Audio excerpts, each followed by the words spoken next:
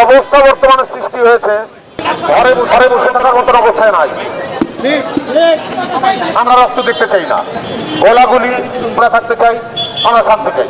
আমি আজকে সাধারণ মানুষ, গ্রেফতার হয়েছে, আমরা তাদের মুক্তি চাই। মিথ্যা মামলা যারা গ্রেফতার হয়েছে এবং যাদের হত্যা হয়েছে সেসব হত্যার বিচার চাই। এটা কথা বলার এখনই আসলে প্রপার সময়। আমরা একটা গণতান্ত্রিক দেশ, গণতন্ত্র আমাদের অধিকার, for the people, by the people, of the people. পিপলের এখানে কোনো পাওয়ার নাই।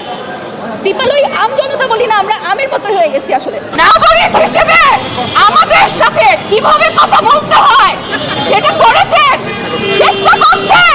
এটা একটা ভালো দিক। আমরা এরকম আরো অনেক ভালো দেখতে চাই।